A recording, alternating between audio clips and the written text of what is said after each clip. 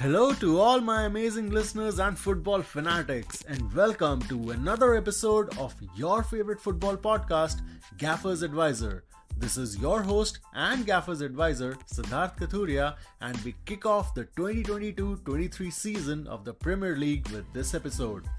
I have discussed the potential strategies of some of the top clubs and have monitored the ongoing transfer window with a panel of guests in the previous episodes. You can easily tune in to Spotify, Google Podcasts, or YouTube to listen in for a quick recap. Also, with this new season for the Premier League and Gaffer's Advisor, I will be taking a fresh approach to the Gameweek coverage episodes as well.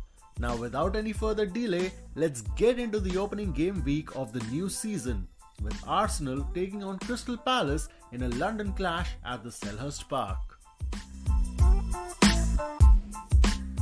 The latest Premier League season kicked off with a London clash where Crystal Palace hosted the Gunners. The Mikel Arteta side not only survived the Eagles but also managed to get all 3 points and a clean sheet thanks to sheer heroics by Ramsdale. Martinelli found himself on the score sheet for the visitors, and an own goal by Gehi helped Arsenal's cause. Now, even though a 2-0 win is a good way to start the season and have some momentum, the Gunners host Leicester City at the Emirates in the next match. If Mikel Arteta doesn't prepare well for a side such as the Foxes, Brendan Rodgers can very well leave the Emirates with all 3 points. It will be interesting to see if Mikel Arteta opts for the same front three as against the Eagles, with Jesus playing through the middle. The shiny new striker taken from Man City is still to get off the mark for Arsenal, and it remains to be seen if the home crowd of the Emirates can prove to be any motivating factor come game week 2. Much like Arsenal, the Reds of Liverpool also kicked off their season on the road as they took on Fulham at the Craven Cottage, but failed to begin the season with 3 points. Suffering a shock draw against the newly promoted Fulham, Liverpool even failed to take the lead in the match that ended 2-2. Mitrovic scored a brace for the home side, while the new Liverpool signing Darwin Núñez found the net coming off the bench, with Mo Salah scoring the second for the visitors to salvage a point from a losing position. In their next match, Liverpool will host Crystal Palace at the Anfield. Even though the Eagles suffered a home loss against Arsenal, they had a fantastic outing and will be looking to shock the already shocked Liverpool. Jurgen Klopp needs to re-evaluate the situation come game week 2 and be prepared for Crystal Palace, especially tricky customers like Zaha and Edouard. What is intriguing is if Darwin Núñez gets a start and his full debut in front of the roaring Kop. The former Benfica striker scored on his Liverpool debut within his first 15 minutes on the pitch. Add the environment of the Anfield and a full start in game week 2 against Palace, and the possibilities are endless for this young talent. Next up is the club that finished 4th at the end of the last Premier League season with signs of only improvement. I am of course talking about the Antonio Conte managed Tottenham Hotspur. The London-based club played their first match of the season at the Tottenham Hotspur Stadium against Southampton. The visiting Saints opened the scoring within the opening 15 minutes through James Ward-Prowse to shock their hosts, but the course correction started almost instantly. Spurs opened their season with a thumping 4-1 win over Southampton, with Sessegnon, Eric Dier and Kulusevski getting on the score sheet for the home side. Following a successful game week 1, Spurs are scheduled to face a local rival in their next match when they pay a visit to the Stamford Bridge to take on Chelsea. Now, Chelsea may have faced some consistency issues towards the end of the last season, but after signing a striker of the caliber of Raheem Sterling, the Thomas Tuchel side won't be easy to tackle, especially on their home turf. Antonio Conte knows the club well, but it remains to be seen if he plays with an attacking mindset to exploit Chelsea's defensive woes, or decides to sit back and attack on the counter using the speed, skill and prowess of the likes of Harry Kane, Heung-min Son and Kulusevski. Now Perisic, Bissouma and Longley got their league debuts off the bench in their opener against the Saints, but their latest striker Richarlison failed to even make the bench. It remains to be seen when the Brazilian striker gets his Spurs debut and who he replaces in the already well-established Spurs front line as Gameweek 2 approaches. Since we spoke about Tottenham, it is only befitting to talk about their opponents come Gameweek 2, Chelsea. The Blues kicked off their campaign on the road, visiting the other side of Merseyside to take on Everton. The home side, after having narrowly avoided relegation last season, looked like easy opponents to begin the season against. However, despite dominating the match, Chelsea barely managed to scrape the 3 points courtesy a 1-0 win. Jorginho converted from the spot for the visitors to score the only goal of the match. New signings Sterling and Koulibaly got full debuts at the Goodison Park but didn't make much of an impact.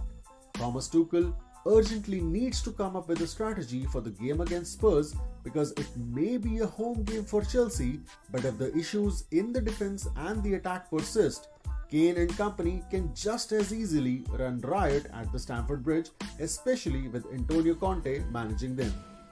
Raheem Sterling played through the middle of a front three against Everton but did not find the net while the goal being allowed to stand.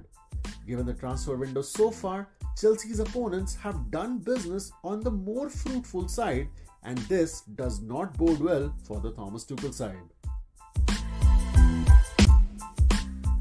A new season generally brings a new hope and a new fighting spirit along with new players for most clubs. But for the next club, the new season brought a new manager in charge. Manchester United and Erik ten Hag got the 2022-23 season underway at the Theatre of Dreams where they hosted Brighton and Hove Albion. The Red Devils went down to the visiting Seagulls 1-2 and none of the Manchester United players could get on a score sheet. A first half brace by Gross gave the visitors a commanding lead and all 3 points at the end, despite the own goal by McAllister. New signings Lisandro Martinez and Eriksen got their full debuts while Malacia got his debut off the bench, but all of them failed to have any measurable impact on the proceedings. The woes for the new manager do not stop here either. Manchester United travelled to face Brentford in their next match, a club that held Leicester to a draw in their season opener, and that too at the King Power Stadium. Ever since Brentford earned the promotion to the Premier League, they have put the league on notice with their performances, starting with the drubbing of Arsenal to kick off the last season.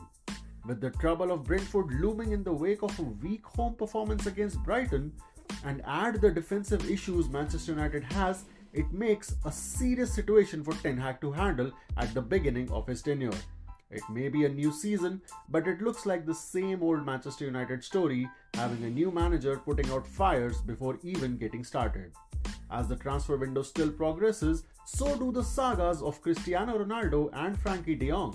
It will be interesting to see how the Dutch maestro handles the deep-rooted problems at the Old Trafford, not only in Game Week 2, but during the entire season. And in the end, we travel back to where we began, in the city of London, where Manchester City travelled to take on hosts West Ham United in the last fixture of Game Week 1. They began their season as expected with a totally one-sided match in terms of ball position and a final scoreline of 2-0 that gave the Pep Guardiola side all the 3 points to begin their title defense. The latest marquee signing, the latest striker to join the ranks of the citizens, Erling Haaland scored both the goals for the visitors to leave his mark on the opening day. Having started the season with a win and a clean sheet, Pep Guardiola and company look ahead to Game Week 2 as they host Bournemouth at the Etihad Stadium. Typically, the upcoming match would be considered a cakewalk for City, but Bournemouth can be a tricky club, especially after the way they beat Aston Villa to open their season. Also comes up the question of Jack Grealish and for how long will the 100 million buy remain in the playing 11 without making enough impact. Although, as has been said multiple times in previous episodes, Man City was doing wonders in the league without an established striker. Now they have brought together a midfielder of the caliber of Kevin De Bruyne and a striker as prolific as Erling Haaland. The combination promises multiple goal fests this season, maybe starting with Bournemouth in Gameweek 2.